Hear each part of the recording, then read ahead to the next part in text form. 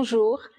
Lors de la dernière séance du cours, je me suis arrêtée à quelques caractéristiques de l'écriture romanesque et cinématographique dans l'amont de Margaret Duras. Je vais revenir sur ces caractéristiques. En premier, les images aquatiques. Je vais citer de temps en temps des paragraphes ou des phrases qui correspondent à certaines pages. Les eaux du fleuve, l'utilisation du pluriel renvoie à la fluidité, l'exubérance et une forme d'étanchéité. Donc au niveau de la description, ça donne quand même une image beaucoup plus visuelle, beaucoup plus, cinématographique.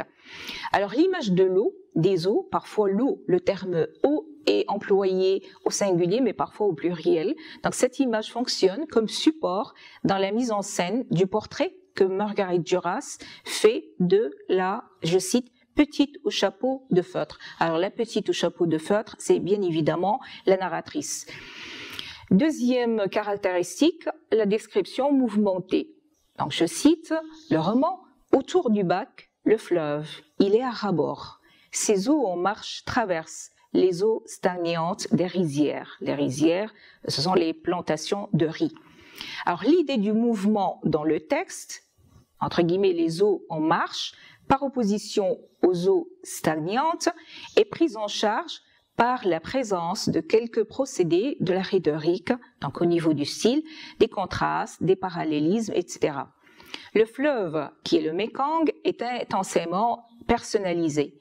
Je cite, il a ramassé tout ce qu'il a rencontré. Alors, troisième caractéristique, la dimension technique de l'utilisation de la photographie en relation avec la notion de support d'écriture. Donc, vous devez consulter à ce niveau-là le polycopier du cours.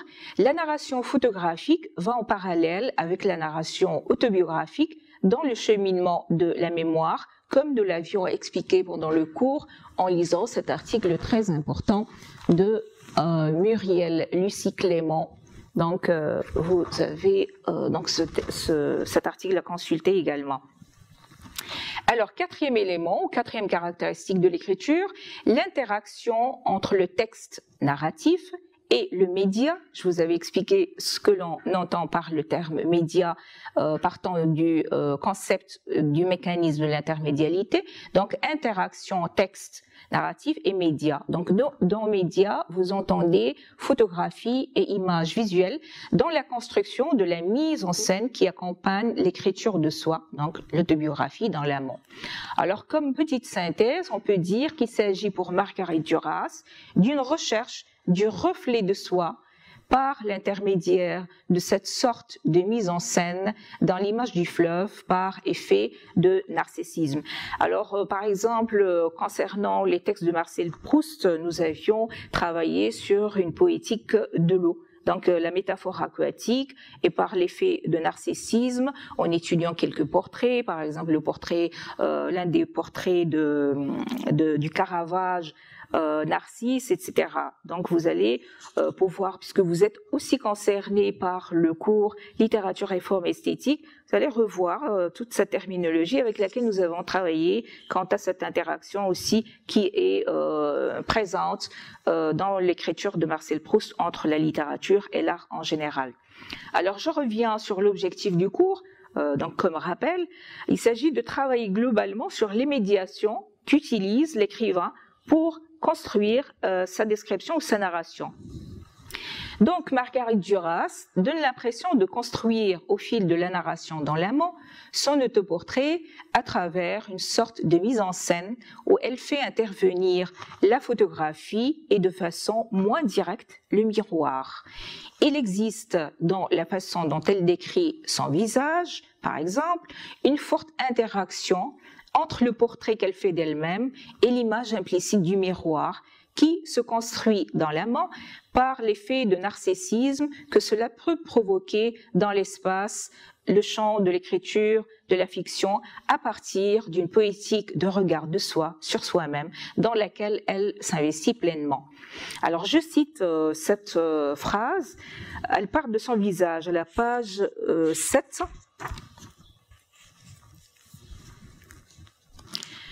un jour, j'étais âgée déjà dans le hall d'un lieu public. Un homme est venu vers moi, il s'est fait connaître et il m'a dit « Je vous connais depuis toujours. Tout le monde dit que vous étiez belle lorsque vous étiez jeune. Je suis venue pour vous dire que pour moi, je vous trouve plus belle maintenant que lorsque vous étiez jeune. J'aimais moins votre visage de jeune femme que celui que vous avez maintenant, dévasté. » Donc, il y a au niveau de la description du visage un parallélisme entre, comment dire, son visage à l'âge de 15 ans et demi, 16 ans, et un autre visage qui correspond à cette photo qui est là. Donc, le visage de Margaret Duras, qui a écrit l'amant à un âge assez avancé et qu'elle décrit elle-même comme étant un visage ridé, etc., etc. Donc, il y a ce dispositif implicite du miroir. Elle écrit comme si elle se regardait dans un miroir et qu'avec le recul, la distance nécessaire, elle arrive à se regarder, à se mémoriser comment elle était jeune, comment est-ce qu'elle est devenue, etc. Alors, à la même page, elle dit, elle continue, « Je pense souvent à cette image que je suis seule à voir encore et dont je n'ai jamais parlé. Elle est toujours là, dans le même silence, émerveillante. C'est entre toutes celle qui me plaît de moi-même, c'est celle où je me reconnais, où je m'enchante. » Donc il y a un effet de miroitement, il y a un dispositif de miroir implicite, il y a une façon de se raconter, de se regarder, etc., etc. Alors, en concertation avec Philippe Hortel, alors Philippe Hortel est un professeur en littérature française à l'université Michel-Montaigne à Bordeaux, en France. Nous l'avions invité à notre faculté des lettres et des sciences humaines à Agadir pour nous faire une conférence dans le cadre des travaux que je dirige depuis plusieurs années au sujet donc du portrait, puisque nous avions avec des collègues de travail organisé plusieurs éditions concernant le portrait, l'autoportrait. Nous avions aussi, je n'ai pas le livre ici, mais j'ai dirigé 3 collectifs, dont le dernier portrait en nuances du texte à l'image. Donc avec lui, nous avons travaillé sur ce mécanisme de l'intermédialité. Et donc, sa conférence traitait d'une cinéaste très connue qui est Agnès Varda et d'un photographe moins connu qui est JR, etc. Donc, il nous avait expliqué ce concept de l'intermédialité.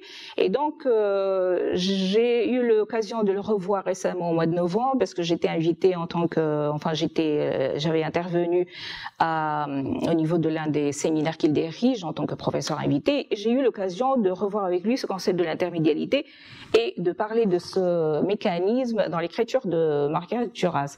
Donc, au cours de cette concertation, il m'avait dit ceci, j'ai tenu à le noter. Quand elle, il parlait de Margaret Duras, se décrit au début de l'amant, c'est comme si elle était devant un miroir. Il y a un dispositif implicite de miroir pour réguler la relation entre elle et elle-même. Donc, Philippe Hortel est un spécialiste de l'intermédialité. Et donc, j'ai saisi cette occasion pour avancer ma propre réflexion au sujet de l'amant de Margaret Duras. Donc, c'est assez juste ce que je viens de citer, ces propos, d'autant plus que la narration de Duras dans ce roman se caractérise souvent par une sorte de dédoublement. On peut parler de dédoublement, comme on peut parler de télescopage, qui se transcrit dans le texte au niveau de l'écriture entre le jeu autobiographique, donc au niveau du texte que j'ai cité tout à l'heure, page 13, et le L, la petite fille au chapeau de feutre, au niveau de la page 23. Donc, je vais pas, faute de temps, relire les 2 textes, mais comme mes étudiants l'ont déjà, donc ils peuvent très bien revenir dessus pour consulter, pour relire ces 2 textes-là. Alors, s'agit-il dans ce cas de figure d'une sorte de fictionnalisation de sa propre histoire avec sa mère, son amant, ses 2 frères, qui lui permet en quelque sorte d'établir de la distance avec sa propre vie, de prendre du moins suffisamment de recul pour parler d'elle-même à travers justement cette image implicite du miroir. Donc c'est un questionnement, c'est une interrogation à laquelle on peut répondre. Je tiens à souligner que ce cours est un cours interactif et que normalement les étudiants participent avec des comptes rendus, des exposés, et puis une interaction comme ça. On peut parler, poser des questions, voilà, et puis faire des remarques, etc. Alors, élément important à ce niveau-là, comme je l'avais souligné lors de la première séance de ce cours, le visage. Donc, le visage de la narratrice est écrit, mais vraiment de la narratrice, en l'occurrence de Marguerite Duras également, est écrit à plusieurs reprises. Alors, est-ce que je vais lire les pages? Si j'ai le temps, je veux bien m'arrêter aux pages 10 et 12. Brièvement, donc elle dit à la page 10, « Il est arrivé quelque chose lorsque j'ai eu 18 ans qui a fait que ce visage a eu lieu. » Elle exprime ce fait, quand elle regarde vraiment son visage, comme si c'était un événement, comme si elle découvrait dans le regard d'elle sur elle-même ce visage-là. Ça devait se passer la nuit, j'avais peur de moi, etc. Alors, page 12, elle dit également ceci, que j'ai trouvé vraiment très intéressant. « Maintenant, je vois que très jeune, à 18 ans, à 15 ans, j'ai eu ce visage prémonitoire, c'est-à-dire qui annonçait quelque chose. » Alors, à la fin du paragraphe, elle dit « ce visage voyant, qu'on peut voir ». Donc j'arrive au deuxième élément, on va dire aujourd'hui, l'importance de la mise en scène ou la perspective cinématographique que Marguerite Duras s'investit dans la description des personnages et de l'espace. Donc j'ai parlé du fleuve, du Mékong, dans l'amont, et qu'elle construit à partir d'une vision artistique où l'image et la photographie interviennent intensément. La narratrice décrit par exemple son amont de cette façon-là à la page 33. Donc à chaque fois qu'elle décrit souvent, quand elle décrit un personnage, c'est comme si elle était en train de le filmer. On a vraiment l'impression que cette description est assez mouvementée, comme s'il y avait une espèce de caméra qui accompagnait un petit peu cette description. Donc elle dit ceci: « L'homme élégant est descendu de la limousine. Il fume une cigarette anglaise. Il regarde la jeune fille au feutre d'homme et aux chaussures d'or. Il vient vers elle lentement. C'est visible. » Donc elle emploie encore une fois de plus des expressions comme ceci: c'est voyant, c'est visible, cette perspective visuelle, cinématographique dans son écriture. Voilà, donc cette expression c'est visible permet au fait à l'auteur de visualiser, de rendre visible la scène qu'elle décrit comme si elle était en train de la filmer. Et donc rappelons que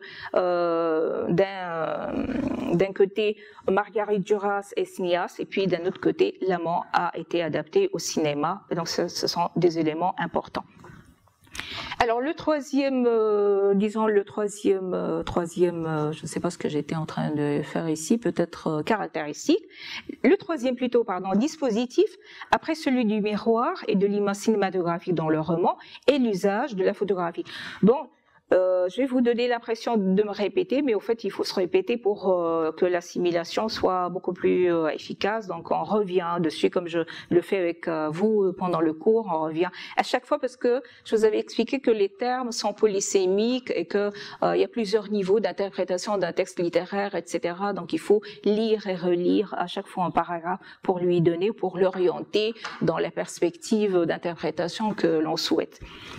Donc le troisième dispositif après celui du miroir et de l'image cinématographique, je disais dans le roman, est l'usage de la photographie qui est un autre élément de la médiation qui se fait au niveau de la narration romanesque et de la représentation artistique en quelque sorte de la vie de l'auteur dans l'amont. Alors, à la page 13, elle dit « Une photographie aurait pu être prise, mais elle ne l'a pas été. » Alors, il y a une réflexion sur une photo, sur la traversée du fleuve.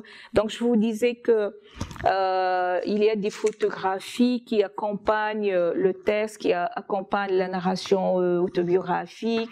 Donc, on a parlé d'une espèce, avec bien sûr, d'après Muriel Lucie Clément, d'une sorte de narration de mémoire photographique. Donc, on peut toujours regarder toutes ces photos-là, de l'auteur âgé, de l'auteur jeune, en calèche de la famille, ensemble, son amie Hélène Lagonelle qu'elle décrit vraiment très bien. Je m'arrête pas aux paragraphes qui correspondent, mais puisque vous avez le cours, vous allez prendre le temps de consulter toutes ces pages tout doucement. Voilà, donc il y a quand même des choses très importantes au niveau de l'usage de la photographie. Très bien, alors, donc je reviens sur cette obsession d'une photographie qui aurait pu être prise, dont elle parle, comme je vous l'avais mentionné, dans l'amant. Et à la fin du livre, quand je dis le livre, c'est le livre en papier avec les photos, etc. Je parle pas du roman. Donc à la fin du livre, elle avait accordé l'éditeur. Donc je travaille avec l'édition. Je vais vous le dire, les éditions de Minuit, 1984. Donc, elle a inséré en concertation avec l'éditeur les photos dont je vous parle, en plus d'un entretien qu'elle avait accordé au Nouvel Observateur. Donc, vous avez deux éléments vraiment très importants. Je les avais mentionnés pendant mon cours. Cet entretien-là, et puis vous pouvez aussi regarder l'émission de Bernard Pivot, Apostrophe, quand il a aussi donc interviewé Marguerite Duras. Alors, ce qui nous intéresse ici, c'est ce qu'elle dit au sujet de la photo. Alors, le Nouvel Observateur lui pose une question. À l'origine de l'amant, il y avait une image, une photographie. Marguerite Duras répond ceci, oui. Le texte de l'amant, c'est d'abord appelé l'image absolue. Il devait courir tout au long d'un album de photographies, de mes films et de moi. Cette image, cette photographie absolue, non photographiée, est entrée dans le livre. Et elle continue, quelques lignes après, dans cet album, j'aurais parlé d'une autre photographie qui aurait pu passer. Donc, même quand la photo n'est pas là, donc elle est évoquée de façon implicite pour renforcer ce lien entre son écriture et la prise de photo. Alors, oui, alors j'aimerais revenir sur un élément vraiment très important que nous avions aussi étudié pendant le cours, la signification d'une forme d'accoutrement vestimentaire et de fétichisme symbolique que révèle la façon atypique dont la narratrice s'habille, se travestit en quelque sorte quand elle porte un chapeau d'homme. Donc cet accoutrement symbolique, correspond ici, au niveau des photos, au chapeau. Elle porte toujours un chapeau feutre, comme on peut dire un chapeau meulant, un chapeau feutre, etc. Il y a plusieurs modèles, un chapeau feutre d'homme. Et donc il y a une évocation de la façon dont elle s'habillait. Elle portait une vieille robe que lui aurait prêtée sa mère. Elle portait des souliers dorés quand elle rencontre son amant, etc., etc. Donc il y a cette évocation aussi du vestimentaire qui est vraiment assez importante au niveau de l'image. Alors, la narration photographique est intentionnellement placée au niveau du texte en parallèle avec la narration autobiographique, soulignant l'importance de la fonction des photographies dans le cheminement de la mémoire pour l'auteur. Notons cette particularité dont je vous parlais il y a quelques minutes. À chaque photographie, donc présente au niveau du livre, illustrant la fin du texte, correspondrait à un paragraphe dans le roman. Alors, je ne vais pas lire, faute de temps, mais je vais juste rappeler tout simplement ces pages. Donc, le grand frère est décrit à la page 53, Hélène Lagonelle, qui est son amie, page 69, le petit frère que l'on voit sur la photo, l'une des photos, à la page 55, sa mère aux pages 31 et 57, et la famille ensemble à la page 53. Alors, remarquant cette phrase étonnante dans l'amant, elle dit, Marguerite Duras dit, « L'histoire de ma vie n'existe pas, ou n'existerait que par le biais de ces photos exposées par elle-même à la fin de son livre. » Donc ça, on peut faire une synthèse, et donc je laisse cette réflexion ouverte d'interprétation. Vous pouvez très bien réfléchir à ce niveau-là, et je pourrais par exemple, le jour de l'examen, voilà, donc vous proposer une dissertation de ce genre, réflexion sur l'usage de la photographie par rapport à l'autobiographie, donc mémoire, rappelez-vous, en quelque sorte, autobiographique en quelque sorte, et narration photographique accompagnant le livre. Voilà, donc j'ai terminé mon cours. Je vous souhaite bon courage et bonne continuation, Inch'Allah. Et donc je rappelle que vous pouvez reconsulter ce cours qui est sur la page Facebook des 3 groupes du semestre 6, groupe 1, 2 et 3. Donc, j'ai déjà donné donc l'intitulé du cours, mais voilà, donc merci, au revoir.